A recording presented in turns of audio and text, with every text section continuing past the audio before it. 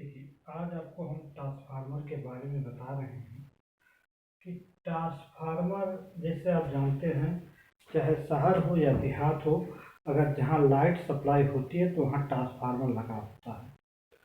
तो यह ट्रांसफार्मर किस लिए लगाया जाता है या इसका कार्य क्या है, इसी सब के बारे में आपको बता रहे हैं। देखिए, पहले हम बता रहे हैं ट्रांसफार्मर कैसे कार्य करता है। ट्रांसफार्मर कैसे कार्य करता है, तो ट्रांसफार्मर का जो कार्य करने का सिद्धांत है वह क्या है? अन्योन्य प्रेरण है। क्या है? अन्योन्य क्या है? प्रेरण के। तो अन्योन्य प्रेरण क्या होता है, इसी सिद्धांत पर ट्रांसफार्मर कार्य करता है। अब अन्योन्य प्रेरण क्या होता है, पहले इसके बारे में हम समझेंगे। देखिए, अब अन्योन्य प्रेरण के बारे में हम बता रहे हैं, तो इसमें पहले क्या किया जाता है? दो कुंडली होती है जो पास पास होती है। क्या होती है? दो कुंडली होती है जो एक दूसरे की क्या होती है? पास पास होती है। देखिए, दो कुंडली हमने पास पास कर दिया। अब उसमें से एक कुंडली को हम क्या करते हैं? बैटरी के द्वारा जोड़ दिया जाता है। बैटरी के द्वारा जोड़ दिया जाता है और दूसरे कुंडली में हम विभवांतर मापी लगा दिए। अब पहली कुंडली को हम प्राथमिक कुंडली, दूसरे को सेकेंडरी कुंडली कहा जाता है। अब देखिए, हम अन्योन्य प्रेरण के बारे में बता रहे हैं। दो पास पास कुंडलियां होती हैं, एक कुंडली को बैटरी से जोड़ दिया जाता है। तो अब इस बैटरी के द्वारा जब कुंडली में विद्युत धारा प्रवाहित की जाती है, तो धारा के मान में या तो परिवर्तन करिए, प्राथमिक कुंडली में जो धारा प्रवाहित हो उसके धारा के मान में या तो परिवर्तन करिए, या तो आप क्या करेंगे? कुंजी को चालू करिए या बंद करिए। एक बार चालू करिए, बंद करिए। तो जब हम इसके धारा के मान में प्राथमिक कुंडली में परिवर्तन करते हैं, तो इसके प्रभाव से दूसरे कुंडली में प्रेरित विद्युत वाहक बल उत्पन्न हो जाता है। दूसरे कुंडली में क्या उत्पन्न हो जाता है? प्रेरित विद्युत वाहक बल उत्पन्न हो जाता है। अर्थात ये जो विद्युत चुंबकीय प्रेरण उत्पन्न होता है, इसी को हम क्या कहते हैं? अन्योन्य प्रेरण कहा जाता है। क्या कहा जाता है? इसी को हम अन्योन्य प्रेरण कहते हैं। देखिए, एक बार दोबारा रिवाइज कर रहे हैं। दो पास पास कुंडलियां होती हैं, एक कुंडली को बैटरी से जोड़ दिया जाता है। तो बैटरी से जब धारा प्रवाहित की जाती है, अथवा देखिए धारा प्रवाहित की जाती है, तो धारा के मान में परिवर्तन किया जाता है। या तो धारा के मान में हम परिवर्तन करेंगे, या तो इस कुंजी को बंद या चालू करेंगे, तब भी इसमें धारा बदलती रहेगी। तो जब धारा के मान में परिवर्तन होता है, तो दूसरी कुंडली में प्रेरित विद्युत वाहक बल उत्पन्न हो जाता है, और ये जो वैद्युत चुंबकीय प्रेरण उत्पन्न होता है, इसी को क्या कहते हैं? अन्योन्य प्रेरण कहते हैं। अब तो ये तो साधारण आपका अन्योन्य प्रेरण था, लेकिन समझिए क्यों इसके द्वारा इसमें विद्युत वाहक बल उत्पन्न हुआ है। देखिए, जब बैटरी के द्वारा इसमें धारा प्रवाहित कर रहे थे, तो ये कुंडली तांबे की तार, एक चालक तार होता है। तो अब ये जब धारा प्रवाहित होगा, तो इसके चारों क्या बनेगा? चुंबकीय क्षेत्र बन जाएगा। तो चुंबकीय जो क्षेत्र बनेगा, तो चुंबकीय क्षेत्र बन जाएगा। ये हमारी चुंबकीय बल रेखा है, समझ लीजिए, इसको समझिए, चुंबकीय बल रेखा है। तो जब चुंबकीय क्षेत्र उत्पन्न होगा, तो जब धारा में परिवर्तन करेंगे, तो चुंबकीय फ्लक्स या चुंबकीय बल रेखाओं में परिवर्तन होगा। तो जब परिवर्तन होगा, तो ये जो बंद फ्लक्स आपका है, इसमें मान में परिवर्तन होगा, तो इसके प्रेरण के द्वारा इस कुंडली में क्या उत्पन्न हो जाएगा? प्रेरित विद्युत वाहक बल उत्पन्न हो जाएगा। तो इसी को क्या कहा जाता है? अन्योन्य प्रेरण कहा जाता है। तो इसी सिद्धांत पर ट्रांसफार्मर कार्य करता है। उसमें भी तांबे की दो कुंडलियां बनाई जाती हैं। अब आप पहले समझिए, ट्रांसफार्मर जो कार्य करता है, तो क्या उसमें परिवर्तित करता है, क्या बदलता है। जैसे अब वोल्टेज को परिवर्तन करने के लिए ट्रांसफार्मर लगाया जाता है, तो क्या बदलता है? देखिए, ट्रांसफार्मर जो कार्य करेगा, अगर आपका जो प्रत्यावर्ती धारा है, यदि एक धारा दो होती है, दो प्रकार की धाराएं होती है, एक प्रत्यावर्ती धारा, दूसरी दृष्ट धारा होती है। तो जो ये हमारी बिजली की आपको सप्लाई मिलता है, यह धारा प्रत्यावर्ती होती है। लेकिन जो बैटरी से आप धारा प्राप्त कर रहे हैं, वह धारा हमारी क्या होती है? दृष्ट धारा या डीसी करंट होता है। तो ट्रांसफार्मर का प्रयोग सदैव प्रत्यावर्ती धारा में ही किया जाता है, दृष्ट धारा में ट्रांसफार्मर का प्रयोग नहीं किया जाता है। अब आप देखिए ट्रांसफार्मर कार्य क्या करता है। देखिए ये वोल्टेज में परिवर्तन करता है, प्रत्यावर्ती धारा के वोल्टेज में क्या करता है, परिवर्तित करता है। तो अब देखिए हम लिख रहे हैं क्या कार्य करता है, जो आपको बताए वही चीज लिख रहे हैं क्योंकि आपको दिमाग में बैठा रहे। जो प्रत्यावर्ती धारा क्या हो जाता है, प्रत्यावर्ती धारा, प्रत्यावर्ती जो प्रत्यावर्ती धारा के विभव में परिवर्तन करता है। प्रत्यावर्ती धारा के विभव में क्या करता है, परिवर्तित करता है। प्रत्यावर्ती धारा के विभव में क्या करता है, परिवर्तित करता है। प्रत्यावर्ती धारा के विभव में क्या करता है, परिवर्तित करता है। तो प्रत्यावर्ती धारा के विभव में परिवर्तन करता है, प्रत्यावर्ती धारा के विभव में परिवर्तन करता है। प्रत्यावर्ती धारा क्या करता है, विभव में परिवर्तन करता है। तो ट्रांसफार्मर क्या करता है, जो प्रत्यावर्ती धारा आपको मिलती है उसके विभव में परिवर्तन करता है। कैसे परिवर्तन करता है, इस विभव में परिवर्तन करता है। अब ये तो ट्रांसफार्मर साधारणतः ट्रांसफार्मर का के सिद्धांत पे कार्य किया और क्या वह करता है उसको हमने बताया। अन्योन्य प्रेरण के सिद्धांत पर कार्य करता है और जो प्रत्यावर्ती धारा के विभव में क्या करता है, परिवर्तन करता है। अब आप अब आप देखिए, अब आप चले आइए ट्रांसफार्मर के प्रकार में। तो ट्रांसफार्मर कई प्रकार का होता है। ट्रांसफार्मर आपका दो प्रकार का होता है। ट्रांसफार्मर क्या प्रकार का होता है, दो प्रकार का होता है। तो ट्रांसफार्मर हमारे क्या प्रकार के होते हैं, दो प्रकार के। अब देखिए जो दोनों प्रकार का ट्रांसफार्मर है उसके बारे में बताएंगे आपको। ट्रांसफार्मर हमारा दो प्रकार का होता है। पहला क्या हमारा होता है, उपचायी ट्रांसफार्मर। क्या कहा जाता है, अपचायी ट्रांसफार्मर। अपचायी ट्रांसफार्मर, अपचायी ट्रांसफार्मर।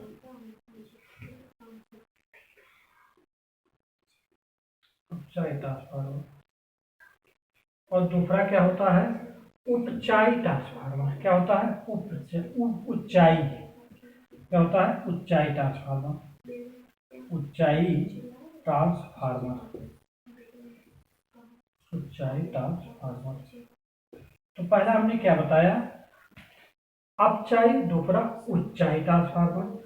अब इसको स्टेप क्या कहते हैं, डाउन भी कहते हैं। स्टेप डाउन कहते हैं और इसको क्या कहते हैं, स्टेप अप कहते हैं। इसको स्टेप डाउन और इसको क्या कहते हैं, स्टेप अप कहते हैं। तो देखिए इसको स्टेप डाउन ट्रांसफार्मर अपचाई और ऊंचाई को स्टेप अप ट्रांसफार्मर कहा जाता है। अब ये तो दो प्रकार के हमारे ट्रांसफार्मर थे। अब ये दोनों को हम अलग अलग आपको बता रहे हैं। तो पहले हम बताएंगे स्टेप डाउन या अपचाई ट्रांसफार्मर के बारे में। क्या बताएंगे, स्टेप डाउन या अपचाई ट्रांसफार्मर के बारे में बताएंगे। कैसे बनावट होती है, क्या होता है, क्या कार्य करता है, तो इसके बारे में पहले हम बताएंगे आपको। तो पहले ट्रांसफार्मर किसके बारे में बता रहे हैं, अपचाई ट्रांसफार्मर।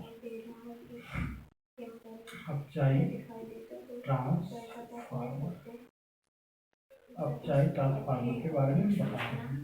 तो देखिए अपचाई ट्रांसफार्मर के बारे में बता रहे हैं, यह कार्य क्या कैसे क्या होता है।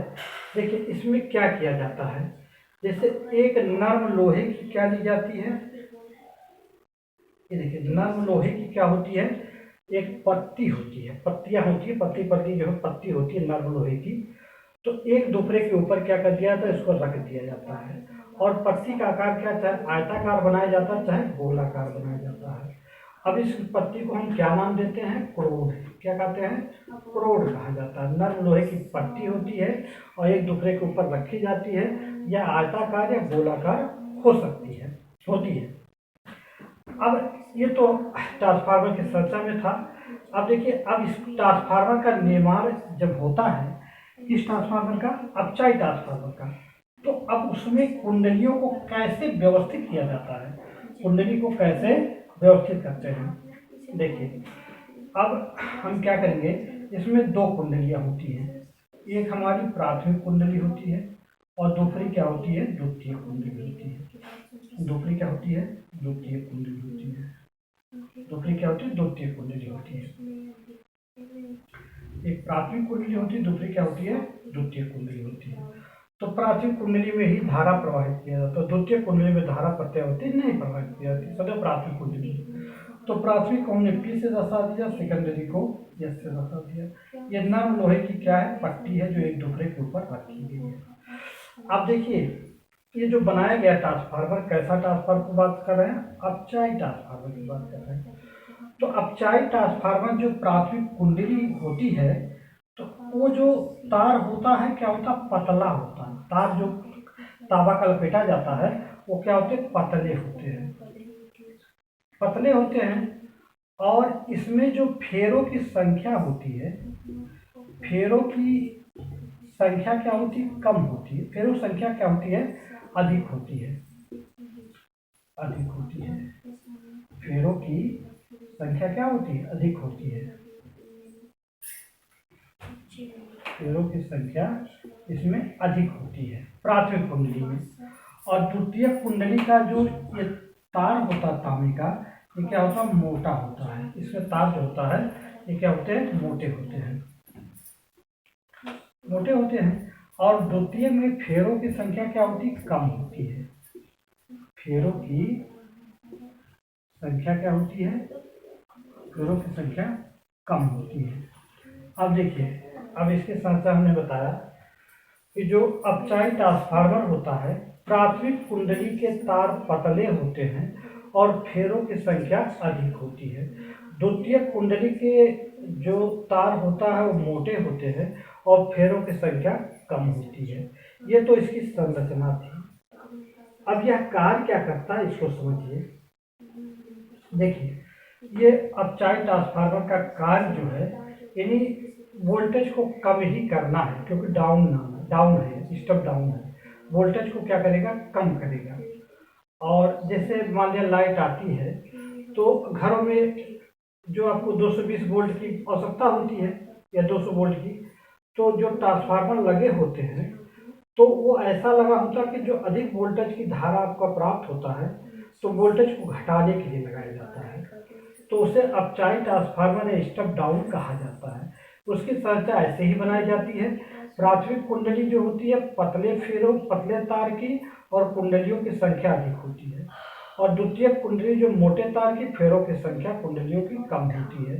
अब प्राथमिक में धारा प्रवाहित किया जाता है। अब इसका कार्य हम बताएंगे आगे कैसे करता है। तो देखिए, अब ये कार्य के बारे में बताया क्या बदलता है। जो हमने बता दिया कि वोल्टेज कम करना है, इसका कार्य वोल्टेज को कम करना है। तो देखिए, यह क्या होता है? यह ऊंचे वोल्टेज, जैसे हमने बताया, जैसे आपकी लाइट जहाँ से आती है तो उच्च वोल्टेज की आती है, लेकिन आपके घरों तक कम वोल्टेज होता है, तो ट्रांसफार्मर के द्वारा ही कम किया जाता है। ट्रांसफर माने परिवर्तन, ट्रांसफर माने परिवर्तन होबे करता है। तो उसमें दो तरह का परिवर्तन आ जाता है। एक अपचाई परिवर्तन माने कम वोल्टेज करना, और उच्चाई माने अधिक वोल्टेज को करना। तो ट्रांसफर उच्चाई कहा गया है। तो देखिए, कार्य क्या करता है? यह जो होता है ऊंचे विभव को, ये जो उच्चाई ट्रांसफार्मर होता है, ऊंचे विभव को तथा निर्बल धारा को, धारा जिसकी क्या होती है, जब वोल्टेज ऊंचा तो धारा निर्बल धारा को, निर्बल प्रत्यावर्ती धारा रहेगा, क्योंकि प्रत्यावर्ती धारा पर ही कार्य करता है ट्रांसफार्मर। तो प्रत्यावर्ती धारा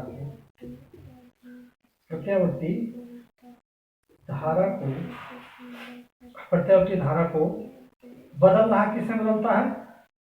निम्न वोल्टेज, निम्न विभव, नीचे विभव कहिए चाहे निम्न विभव, चलिए नीचे विभव लिखते हैं। नीचे विभव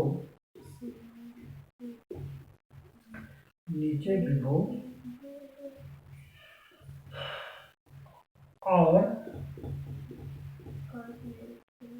परबल प्रत्यावर्ती धारा, परबल क्या बनेगी?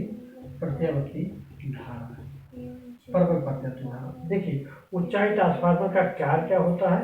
उच्च विभव और निर्बल प्रत्यावर्ती धारा को, अब देखिए, उच्च विभव और निर्बल प्रत्यावर्ती धारा को नीचे विभव और प्रबल प्रत्यावर्ती धारा में बदलने का कार्य कौन करता है? अपचाई ट्रांसफार्मर। कौन करता है? अपचाई ट्रांसफार्मर, या कहेंगे स्टेप डाउन ट्रांसफार्मर कार्य करता है। अब इसकी संरचना जो बनावट हमने बताया कि प्राथमिक जो कुंडली होती है उसमें फेरे अधिक होते हैं, पतला तार लगाया जाता है कॉपर का, और दूसरे में फेरों की संख्या कम होती है, मोटा तार होता है। तो इसीलिए इसका कार्य क्या है? ऊंचे विभव और निर्बल प्रत्यावर्ती धारा को नीचे विभव और प्रबल प्रत्यावर्ती धारा में बदलने का कार्य करता है। ये ऊंचाई ट्रांसफार्मर होता है। जो घरों से लाइट आती है, जो ट्रांसफार्मर लगाया जाता है वो आपका क्या है? कौन सा ट्रांसफार्मर होता है? अपचाई ट्रांसफार्मर होता है। कौन सा ट्रांसफार्मर होता है? अपचाई ट्रांसफार्मर होता है। कौन सा ट्रांसफार्मर होता है? अपचाई ट्रांसफार्मर होता है। अब हम बताएंगे आपको कौन सा ट्रांसफार्मर? ऊंचाई ट्रांसफार्मर। ये हमारा क्या है? अपचाई। अब क्या बताएंगे? ऊंचाई।